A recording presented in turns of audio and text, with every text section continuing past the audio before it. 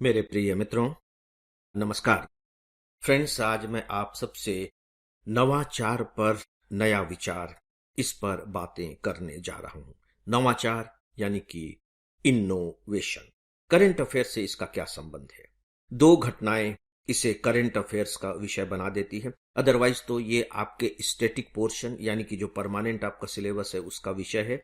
और मैं अपने ऑनलाइन स्टूडेंट्स को स्मरण दिलाना चाहूंगा कि इस पर बकायदे बहुत विस्तार के साथ और बहुत डिटेल में समझाकर मैंने अपना लेक्चर आप सबके लिए रिकॉर्ड किया है। उसकी बिल्कुल भी अनदेखी नहीं करेंगे। दो कारण हैं जिसकी वजह से अब ये करंट अफेयर्स का हिस्सा बना है। जो पहला कारण है वह यह है कि अभी अभी वैश्विक नवाचार सूचकांक जारी हुआ है, जिसे हम इंग्लिश में कहते हैं global innovation index. Global innovation index. इस इंडेक्स में 133 देशों को लिया गया है और भारत का उसमें स्थान रहा है 39वां, 39th। हम कह सकते हैं कि पिछली बार हम 40वें पर थे, इस बार हम 39वें पर हैं, तो थोड़ी सी राहत है। 2015 में तो हम बहुत ही नीचे थे। 2015 में हमारा स्थान था 81वां, 81। सोच करके देखिए, अगर हम उससे तुलना करेंगे तो इस बीच में हमने काफी तरक्की कर ली है। अब हम 39th पोजीशन पर पहुंच गए हैं। छोटे छोटे देश हैं, स्विट्जरलैंड, स्वीडन, अमेरिका तो चलिए बड़ा ही देश है, अमेरिका, सिंगापुर, ब्रिटेन, ये सब बहुत ऊपर है, ये सब टॉप में है। तो दोस्तों, ये थी विश्व नवाचार सूचकांक में हमारी स्थिति। और आप जानते होंगे कि ये जो इनोवेशन इंडेक्स है, ये विश्व बौद्धिक संपदा संगठन यह जारी करता है, हर साल जारी करता है। और इसका जो हेडक्वार्टर है वो जिनेवा में है। और मैं फिर से एक बार अपने ऑनलाइन स्टूडेंट को याद दिलाना चाहूंगा कि जो विश्व बौद्धिक संपदा संगठन है, इस पर भी मेरा इंडिपेंडेंट लेक्चर है। दोस्तों, इसके कारण यह टॉपिक करंट अफेयर्स का हिस्सा बन गया है। देखिए, मैं बार बार आप लोगों को याद दिलाने की कोशिश करता हूं कि सिविल सर्विस एग्जामिनेशन का एक बहुत बड़ा चैलेंज यह है कि जो आपका स्टैटिक पोर्शन है उसे कैसे आप करंट अफेयर से लगातार जोड़कर चलते हैं, कैसे उसे लगातार अपडेट करते रहते हैं। यदि आप अपडेट करने से चूक जाएंगे तो मान करके चलिए कि यह आपकी सही तैयारी का तरीका नहीं होगा, आप सही तैयारी करने से चूक जाएंगे। जो दूसरा कारण है दोस्तों, वह है शिकागो विश्वविद्यालय के एक अर्थशास्त्री हैं, उफूक अकजी उनका नाम है। इंटरनेशनल मॉनेटरी फंड से एक पत्रिका निकलती है, फाइनेंस एंड डेवलपमेंट। उस फाइनेंस एंड डेवलपमेंट के बिल्कुल अभी ताजे अंक में उन्होंने इनोवेशन को लेकर के कुछ नई बातें कही हैं। और ये बातें वे हैं जिसे हम अभी तक इस रूप में नहीं देख पा रहे थे, या ये कह लीजिए कि इसकी चर्चा हम नहीं करते थे। तो सीधी सी बात है कि जो हम चर्चा कर रहे थे उससे हटकर थोड़ी सी बातें हैं, तो इसलिए भी यह टॉपिक अब करंट अफेयर्स का हिस्सा बन गया है। आइए अब इन दोनों को मिला करके थोड़ी सी बातें करते हैं। देखिए, इनोवेशन इसका मतलब है नए नए शोध, टेक्नोलॉजी के फील्ड में, दूसरे क्षेत्रों में आप कैसे नए नए आविष्कार करते हैं। बहुत सिंपल लैंग्वेज में, जब आप भारतीय इतिहास को पढ़ते हैं तो हम बोलचाल में कहते हैं कि भारत विश्व गुरु रहा है। तो भारत विश्व गुरु कब तक रहा है? तो आप पाएंगे कि भारत विश्व गुरु इनफैक्ट 6वीं 7वीं शताब्दी तक ही रहा है। उस समय जो हमारे ऋषि मुनि होते थे, आर्यभट्ट जैसों का नाम हम जानते हैं, हम इन्हें ऋषि मुनि कहते हैं, लेकिन हमारे ऋषि मुनि उस समय वैज्ञानिक और दार्शनिक ही हुआ करते थे। उनका उस समय नाम था ऋषि मुनि।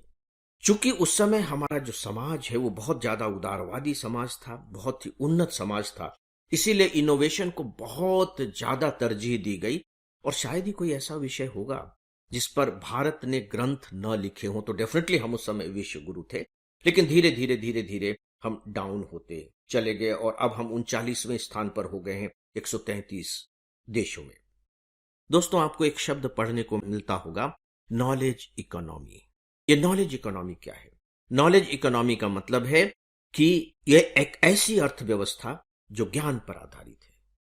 ज्ञान पर आधारित है जब हम कहते हैं तो उसका मतलब क्या होता है? जो इनोवेशन पर आधारित है। इसका साक्षरता से मतलब नहीं कि जो 100% जो साक्षर देश होंगे वो उनकी अर्थव्यवस्था बहुत अच्छी होगी, नॉट एट ऑल। एक ऐसी अर्थव्यवस्था जो ज्ञान पर आधारित है। ब्रिटेन हम पर अधिकार क्यों जमा सका? इनोवेशन के कारण। वहां औद्योगिक क्रांति हुई, उसके मशीनों ने हमारे कारीगरों को नष्ट कर दिया। इसके बारे में आप जानते हैं और मुख्य परीक्षा में इसको लेकर के सीधे सीधे प्रश्न पूछा गया है। तो वो क्या थी? वो नॉलेज इकोनॉमी थी। आज अमेरिका जो पूरे विश्व की अर्थव्यवस्था को एक प्रकार से नियंत्रित सा कर रहा है, तो किसके दम पर? नॉलेज इकोनॉमी के दम पर।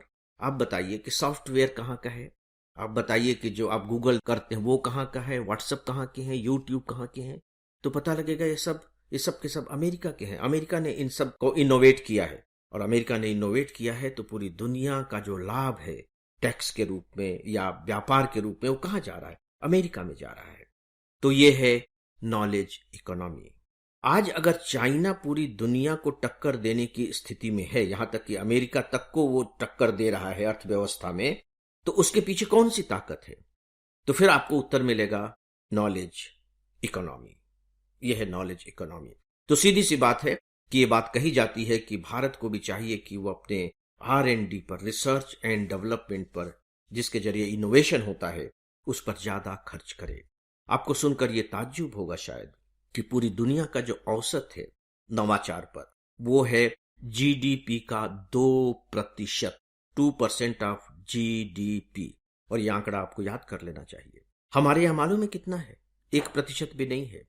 0.67% हम अपनी GDP का इनोवेशन पर खर्च करते हैं। तो ऐसी स्थिति में हम कैसे अपनी अर्थव्यवस्था को दुनिया के मार्केट में प्रतिस्पर्धात्मक बना सकेंगे? क्योंकि हमारे जो प्रोडक्शन कॉस्ट होगी वो ज्यादा होगी दूसरों की तुलना में। इनोवेशन जब हम करते हैं, नई नई टेक्नोलॉजी लेकर के आते हैं, तो होता क्या है कि हमारी कॉस्ट ऑफ प्रोडक्शन कम हो जाती है। कॉस्ट ऑफ प्रोडक्शन कम हो जाती है तो हम दुनिया का मुकाबला कर सकते हैं दुनिया के बाजार में।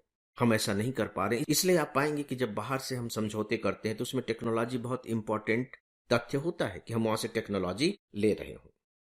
तो दोस्तों, एक तथ्य तो ये बिल्कुल स्पष्ट है कि अगर भारत को अपना विकास करना है, विश्व बाजार में अपनी पैठ बढ़ानी है, अपनी अर्थव्यवस्था को गति देना है, रोजगार के अवसर उपलब्ध कराने हैं, तो उसे अपने R&D पर जो खर्च है, इन्वेस्टमेंट है, वो बढ़ाने होंगे। अब जो नया विचार है, आइए हम उस पर बात करते हैं। जैसा कि मैंने कहा कि शिकागो विश्वविद्यालय के एक अर्थशास्त्री है उफूक अकजीत, आपको नोट कर लेना चाहिए। कभी कभी रेफरेंस से बात करना अधिक प्रभावशाली होता है। तो अंतर्राष्ट्रीय मुद्रा कोष की एक मैगजीन निकलती है, फाइनेंस एंड डेवलपमेंट। उन्होंने 2 बहुत ही महत्वपूर्ण बातें कही हैं।